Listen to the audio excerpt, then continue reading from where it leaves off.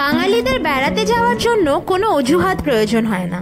কর্মব্যস্ত জীবন থেকে কিছুদিনের বিরতি নিয়ে অনেকেই ঘুরতে চলে যান এখানে সেখানে। ভ্রমণপ্রেমী বাঙালির একাংশ যেমন পাহাড় পছন্দ করেন, তেমনি আর এক অংশের সমুদ্র সৈকতের প্রতি ঝোঁক রয়েছে। সমুদ্রের ঢেউ, বালির কোমলতা আর স্নিগ্ধ বাতাস অনেক বাঙালিকেই মুগ্ধ করে। তাদেরই কথা ভেবে আজ আমরা এই ভিডিওতে কলকাতার কাছাকাছি কিছু সুন্দর সমুদ্র সৈকতের অনুসন্ধান নিয়ে এসেছি। আমাদের লিস্টে প্রথম বিচ ডেস্টিনেশন হলো বকখালি। বকখালি একটা ছোট্ট সমুদ্র সৈকত শহর, যা কলকাতা থেকে প্রায় 130 কিলোমিটার দূরে অবস্থিত।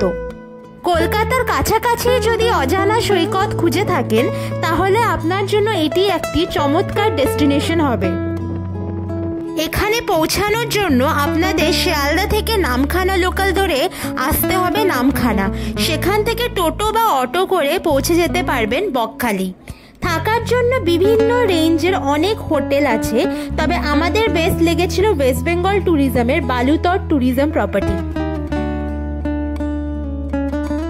আমাদের লিস্টের সেকেন্ড ডেস্টিনেশন হলো হেনরি আইল্যান্ড। এটি পশ্চিমবঙ্গের অন্যতম সেরা অফবিট বিচ ডেস্টিনেশন। বকখালির কাছাকাছি এবং কলকাতার কোলাহল থেকে 140 কিলোমিটার দূরে অবস্থিত এই শান্তিপূর্ণ স্থানটি ভ্রমণকারীদের জন্য একটি আকর্ষণীয় গন্তব্য। এখানে শান্তিপূর্ণ পরিবেশ, পরিষ্কার পরিচ্ছন্ন সমুদ্র সৈকত এবং সবচেয়ে আকর্ষণীয় কাঁকড়া দেখতে পাবেন। বলা হয় যে এক ব্রিটিশ এক্সপ্লোরার হেনরি 1800-এর দশকে এই রত্নটা আবিষ্কার করেছিলেন, তাই তার নাম অনুসারেই এই জায়গাটার নামকরণ করা হয়।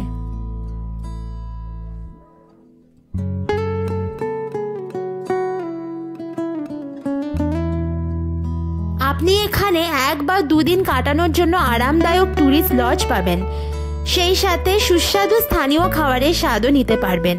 আর এখানে আসলে সূর্যোদয় ও সূর্যাস্তর অবিশ্বাস্য সুন্দর দৃশ্য একদম মিস করবেন না কিন্তু। এখানে পৌঁছানোর জন্য শিয়ালদা থেকে নামখানা লোকাল ধরে নামখানা পৌঁছাতে হবে। সেখান থেকে অটো বা টোটো ধরে পৌঁছে যেতে পারবেন হেনরি আইল্যান্ড।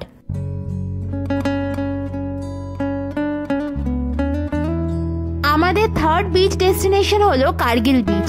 এই বিচটি অল্প পরিচিত কিন্তু অত্যন্ত সুন্দর একটি সমুদ্র সৈকত। এটি বকখালির কাছাকাছি অবস্থিত। এই জায়গাটি তার স্বচ্ছ নীল জল এবং সাদা বালির জন্য বিখ্যাত। এখানে সূর্যাস্তর সময় সমুদ্রের দৃশ্য মনোমুগ্ধকর। এটি একটি নিরিবিলি ও শান্তিপূর্ণ জায়গা, যা প্রকৃতি প্রেমীদের জন্য আদর্শ গন্তব্য।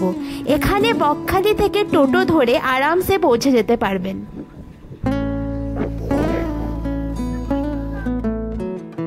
মৌসুনী আরেকটি আনএক্সপ্লোর্ড নিরিবিলি সমুদ্র সৈকত, যেটা কলকাতা থেকে মাত্র 120 কিলোমিটার দূরে অবস্থিত।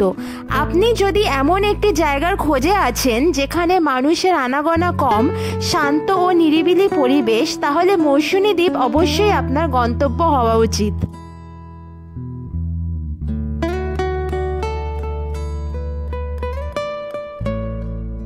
সোনালী বালির তটরেখা এবং মনোমুগ্ধকর সূর্যাস্ত নিয়ে গর্বিত এই দ্বীপটি প্রথম ব্রিটিশদের দ্বারা লবণ এবং শুকনো মাছের ব্যবসার জন্য উন্নত করা হয়েছিল।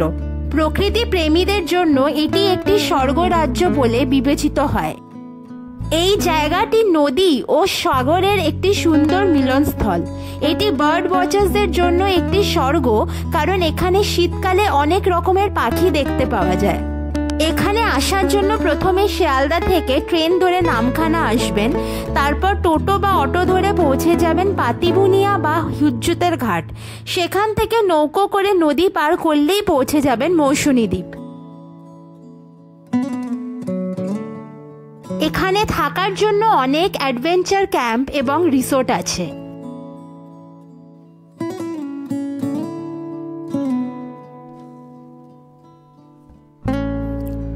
আমাদের লিস্টে 5 নম্বর ডেস্টিনেশন হচ্ছে শঙ্করপুর। শঙ্করপুর সমুদ্র সৈকত পূর্ব মেদিনীপুর জেলার দীঘার কাছে অবস্থিত একটি শান্ত বিচ ডেস্টিনেশন। এটি তুলনামূলকভাবে অপরিচিত থাকায় এটিকে প্রায়শই ভার্জিন বিচ বলা হয়। সমুদ্র সৈকতের তীরে ক্যাজুয়ারিনা গাছের সারি রয়েছে, যা এর আকর্ষণকে আরও বাড়িয়ে তোলে। বঙ্গোপসাগরের মনোরম দৃশ্যের জন্য বিখ্যাত এই সৈকতটি ব্যস্ত শহরের কোলাহল থেকে দূরে শান্তি খুঁজে পাওয়ার জন্য পর্যটকদের আকর্ষণ করে। শঙ্করপুরে সূর্যোদয় ও সূর্যাস্তের অসাধারণ দৃশ্য প্রকৃতিপ্রেমী এবং ফটোগ্রাফারদের জন্য বিশেষ আকর্ষণীয়। শঙ্করপুরে পৌঁছানো বেশ সহজ। দীঘা থেকে শঙ্করপুর মাত্র 14 কিলোমিটার দূরে। কলকাতা থেকে দীঘা যাওয়ার জন্য নিয়মিত বাস এবং ট্রেন পরিষেবা রয়েছে।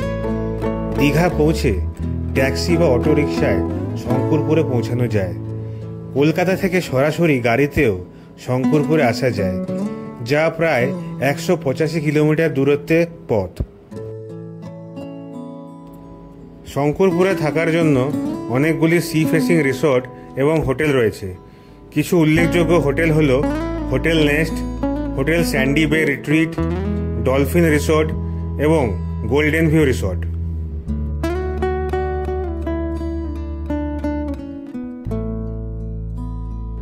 গরমে ছুটিতে নিরিবিলি একাকী বা পরিবার বন্ধু বান্ধবের সঙ্গে সময় কাটাতে হলে চলে আসুন তাজপুর সমুদ্র সৈকতে।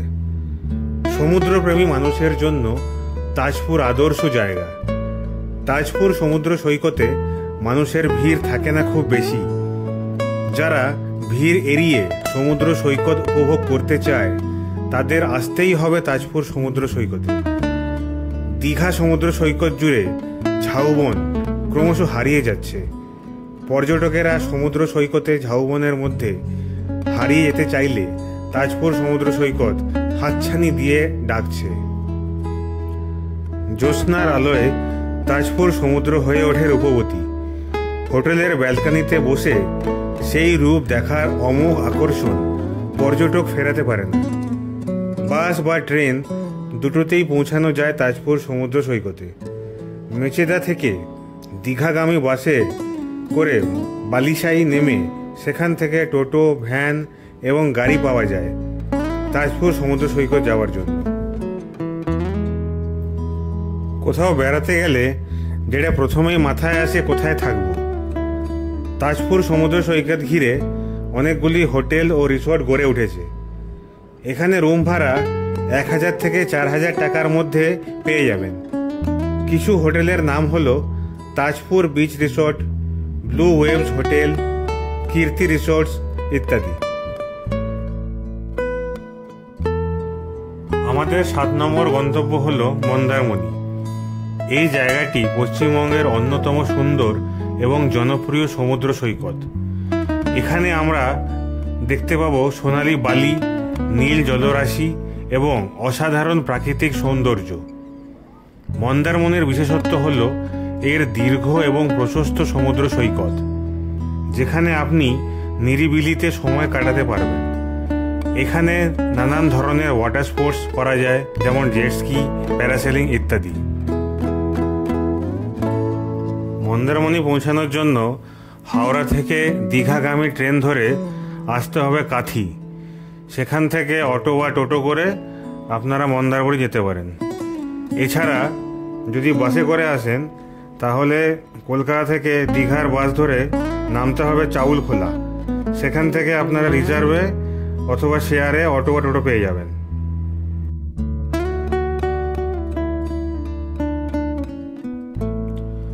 মন্দারমণিতে থাকার জন্য বিভিন্ন রেঞ্জের অনেক হোটেল এবং রিসোর্ট রয়েছে, যেখানে আপনি আরামদায়কভাবে থাকতে পারবেন। আমরা মোহনা বিচ রিসোর্টে ছিলাম, যেখানে এক্সপিরিয়েন্স খুব ভালো ছিল। এছাড়াও আপনারা থাকতে পারবেন grand beach resort, Bombay beach resort, এছাড়া ক্লাসিক বিচ রিসোর্টে।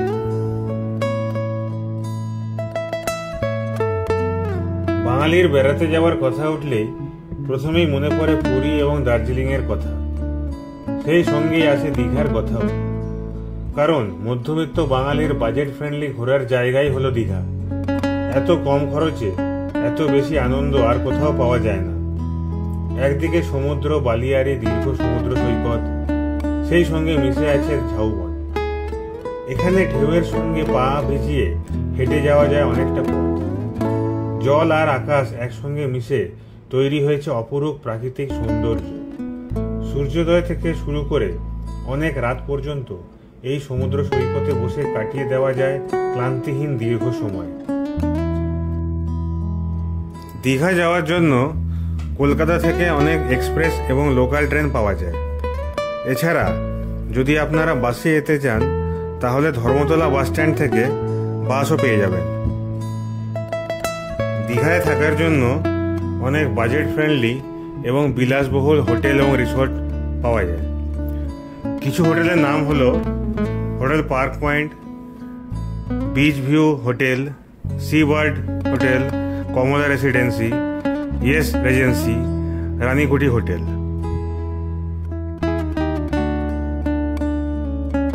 আজকের এই ভিডিওটা আমরা এখানেই শেষ করছি। আপনাদের যদি ভিডিওটা ভালো লেগে থাকে লাইক করবেন, সাবস্ক্রাইব করবেন এবং আমাদের সঙ্গে থাকবেন।